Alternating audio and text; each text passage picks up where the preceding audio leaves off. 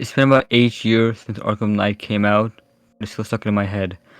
I played it as a kid and I loved it. I played other games like the other Arkham games and Spider-Man PS4, but Knight was always my favorite, up until a few years ago when I replayed it.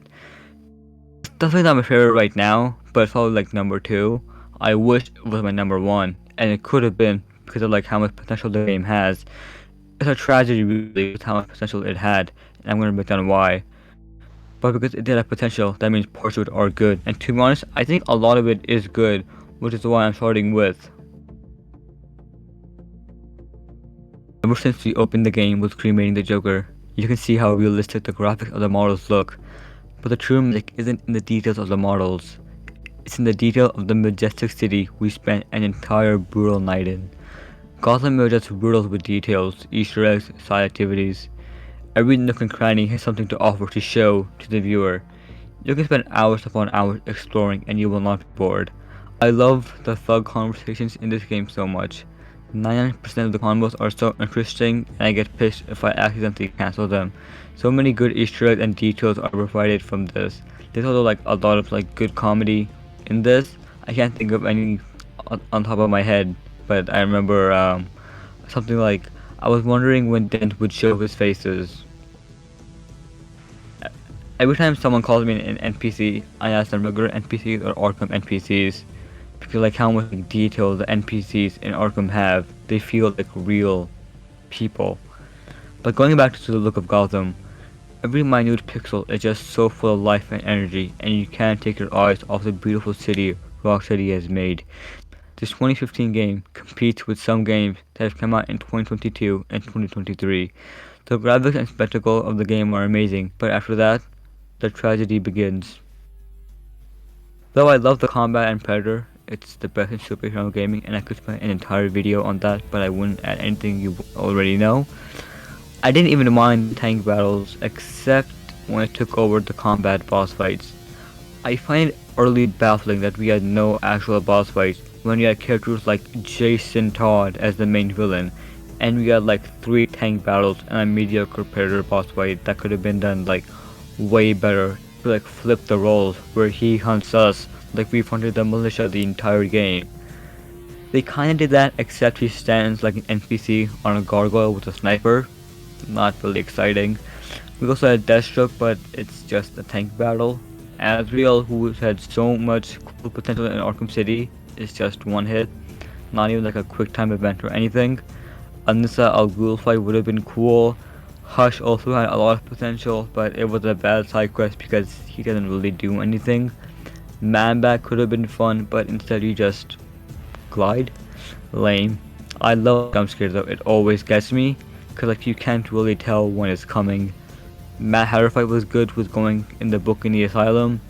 The Albert King fight I don't count cause it's like not important to the story, but I guess it was cool with the dual combo thing. Killer Croc fight is like a reskin of that fight. Same with the Riddler, but it's worse cause he's not supposed to challenge him physically. I might talk a little bit about the story here, but I did enjoy a lot about how they did Scarecrow in this game. The Joker hallucinations were fun. I really enjoyed Hamill's performance as Joker here because of like how much he could do and say and was basically let loose. Definitely my favorite performance of Hamill Joker. The part where the unconscious become Joker was eerie.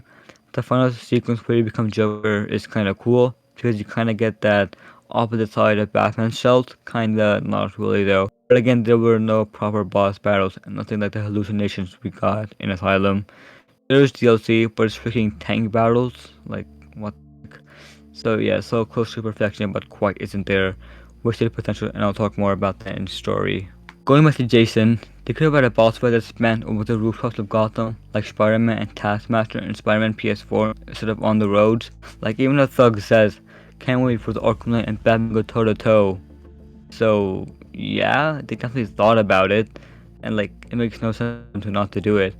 I was so hyped when Jason came from the ceiling and shot back in the chest, but it led to a car chase that led to nothing.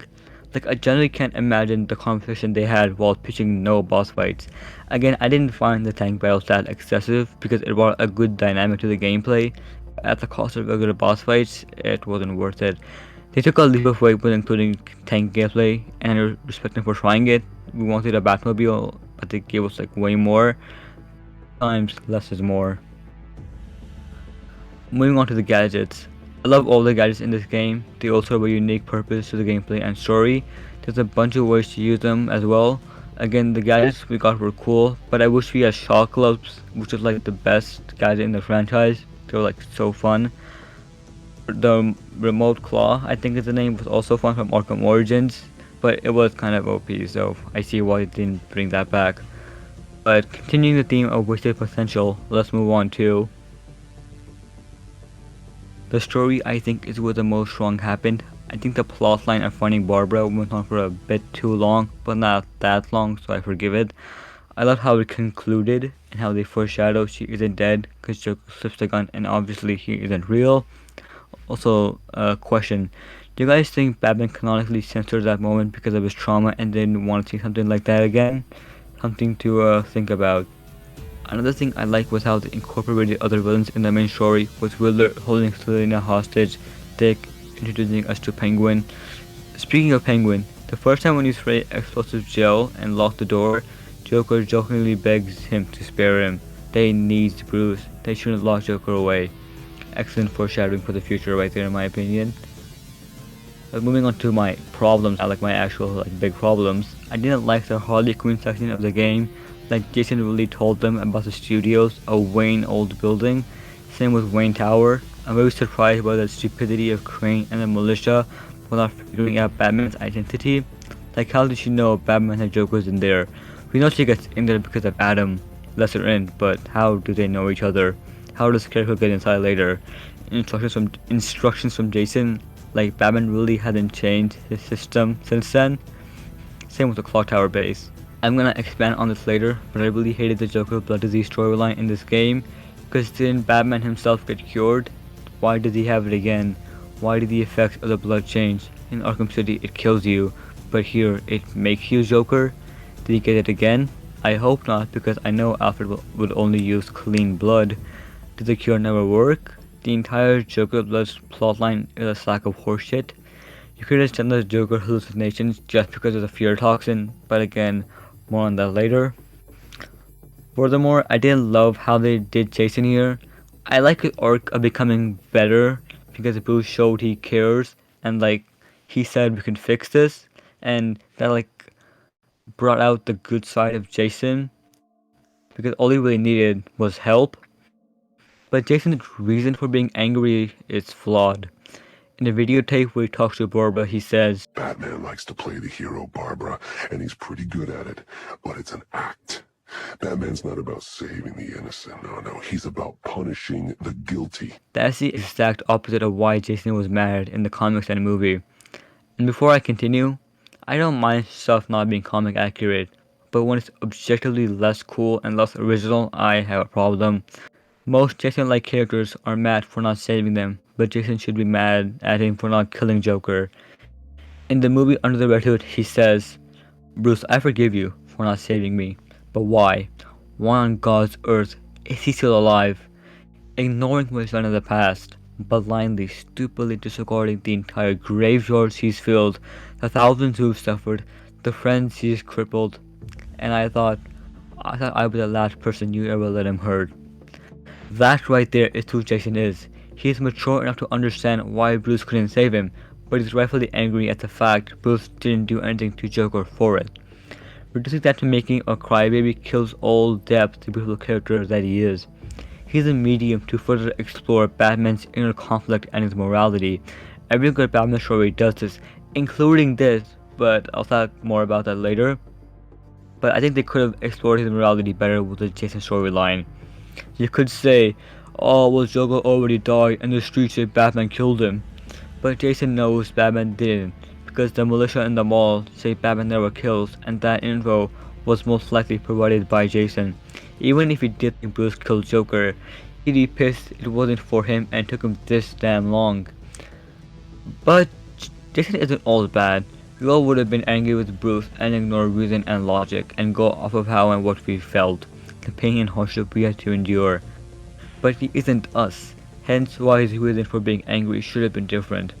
Going back to his good side, he was badass as hell, his suit design was peak, and Troy Baker does an absolute killer job voicing him.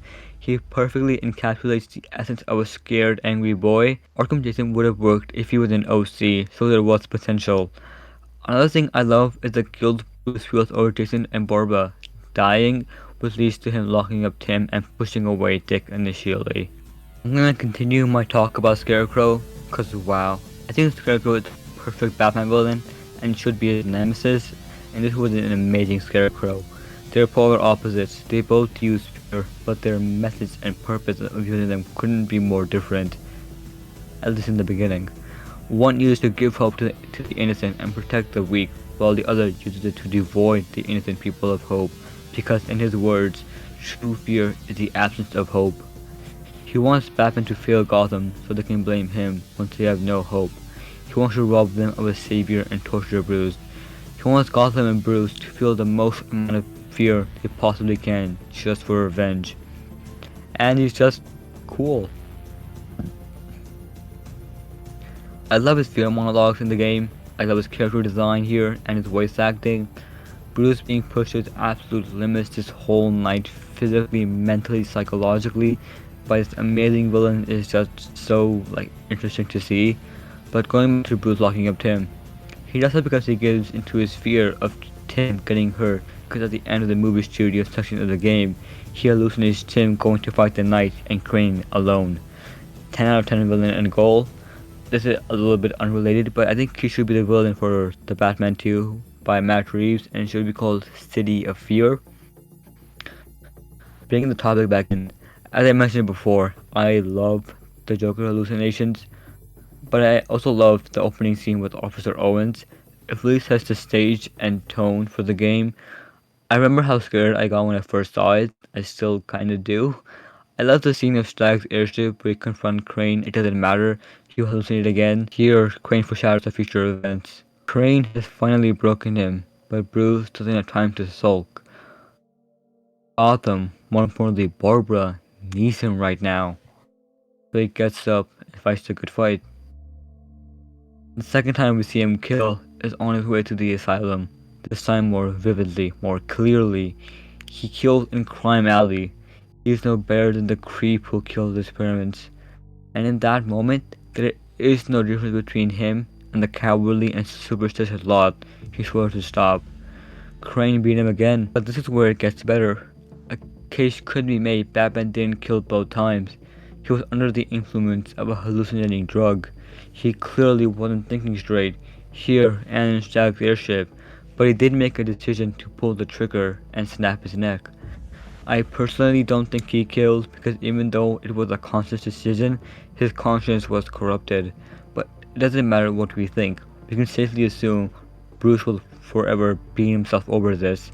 There's a hallucination in the Vanessa Studios elevator where Joker tells Bruce he killed him. So Batman thinks he's killed when he hasn't.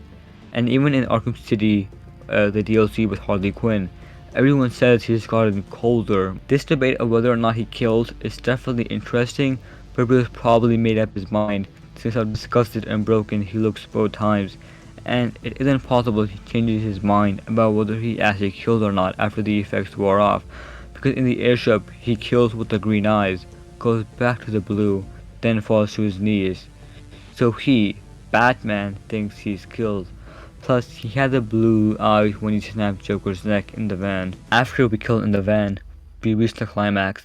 Here's where my main problem is in full force, but it's also a beautiful sequence. We go back to where it all started, the asylum. Kinda paralleling the nightmare scene we had in Asylum after the game fake crashed. We're injected with a fear toxin, we go inside Bruce's, our mind. Our fears are as clear as day. It looks set in stone. It almost looks and feels like the future. The Joker's mind has now taken over Bruce through his worst fear and physically through his blood disease. Crane injects us again. Now we're in Joker's mind. We see him forgotten, his worst fears. Now the two minds clash at each other. The final fight for control. We win. We're able to lock him out. Though we may never be able to forget him, He's locked so far behind our subconscious it doesn't matter. We get over our fear. We beat Joker. Our eyes turn from green to blue. I'm not afraid, Crane. But here's the tragedy. It works until we realize a couple of things. Batman somehow gets rid of a blood disease through willpower. Joker takes over his body through the blood disease, hence why we see his fears. Bruce would only temporarily beat Joker because I think his physical blood disease would triumph over something as not set in stone as your mind. Of course, he could inject himself with a fear toxin to knock out Joker, but I think he'd form an immunity or turn more insane, so that isn't a possibility. And let's not forget, he also stops giving out the physical side effects of the disease, such as the veins and the green eyes. If they kept that, it still wouldn't make total sense, but more sense. But to be honest, I don't see why they gave him Joker's blood disease again. The entire game, especially this sequence, it wouldn't just work, it'd be a masterpiece if they cut out the scene of him talking to Gordon in the studio, telling him that he's the last Joker. Only problem they would have is how to explain Tim not helping. They could just said he's working on an antidote for the toxin. In the game, they say he's working on a cure for the Jokers and isn't on the field. Let's rewind and replay the scene where we get rid of Joker, but with a twist. And think to yourself, the talk with Gordon and Bats in the studio never happened, and Bruce doesn't have Joker's blood. Because of that, the only thing that made him Joker is prolonged exposure to the toxin in Ace chemicals, and his body thinks he has a blood because of Arkham City, so he's mimicking the effects, hence the green eyes and veins. Because they already retconned the effects of Joker's blood, so who cares? My other problem with this sequence is Jason. It's a minor problem, but I will talk about it. Before you walk into the warehouse where you give up your utility belt, you can see a red bat symbol on the wall, and Alfred tells Bruce someone is tracking him, and Bruce goes, "I knew he would," telling us he knows Jason will help him. He does. Very late though. They didn't clearly establish that Scarecrow was keeping something from Jason, so Jason knew where and when to go. He's literally already at the warehouse before us. So telling me a truck outraces him. He doesn't have a motorcycle or any other mode of transportation. And the time between this scene and the last time we see him is enough. So either Jason is dumb and walked his way, or wanted Bruce's identity revealed. So yeah, WTF. This one is weird, especially after Suicide Squad killed the Justice League, which is a long name and is a mouthful to read. Right now, I'm gonna pretend it doesn't exist over the soft reboot. I don't really like ambiguous endings, but that's personal preference and not criticism, but it is my video. I think most of the fandom has agreed Bruce and Alfred are alive, but haven't told anyone. Bruce is operating as Nightmare to scare the criminals by using a watered down version of the fear toxin, and it works. My small problem with this is why wouldn't the criminals be afraid of him? They've seen him break their bones in 8 long years. Just because they know his identity doesn't change the fact he can still break their bones. Like the thugs literally run away if you free roam. Like they scream, "Oh, run, it's the bat," or "It's the freaking bat." The thug dialogues making fun of Bruce and Batman don't make any sense. Bruce's only reason to become Nightmare should have been that he thinks he's killed and can't be Batman anymore, or is to make criminals fear him more. Kinda like Batman Year 1, to go back to being a myth. Because even by like Asylum and City, people are realizing he's just human. But his reasoning shouldn't be that people aren't scared of him at all, or it's the only way to protect the Bat family. Because they fight crime on the regular and are aware of the risks, especially Barbara, even though she wasn't on the field tonight. Like, they actually even mention the risks. And after he fakes his death, the Bat family is gonna be more active and putting themselves more on the field so that they can compensate for Bruce not being there. And I know I said to ignore Suicide Squad, but I think the reason why he's wearing the bat suit is in case he can't use the fear toxin and someone sneaks up on him or something, and he's just in civilian clothes, so he's easily killable, so the bat suit is just a safety measure. Overall, I hope Suicide Squad has a good explanation. Maybe, Superman helps Batman get out of the apathy after taking a life and convinces he can still be Batman and not kill, or Bruce realizes he doesn't have to strike fear to fight crime, kind of like what Nightwing and most superheroes do. So in conclusion, Batman Arkham Knight has a lot of potential, but I love it regardless, to be honest. I enjoyed it so much, but it definitely could have been better. I enjoyed more than the other Arkham games and Spider-Man PS4, so from that aspect, it is my favorite superhero game. But the story plays a big part, maybe the biggest when it comes to games, and I have a feeling I would ignore my story problems if I had boss fights. I know I said I enjoyed this game the most, but also complain about boss battles. It's just weird and I can't explain it, and I apologize for that. Maybe I've just accepted that this game doesn't have boss fights. It's just generally sad how close it was to perfection, because it's so easy to fix my major problems, such as the Joker Plus storyline and how it ties into Scarecrow's, Jason's character, and again, lack of boss fights. So close to perfection. So that is it, guys. Drop a like and subscribe if you liked the video and thought it was enlightening, and I'll see y'all later.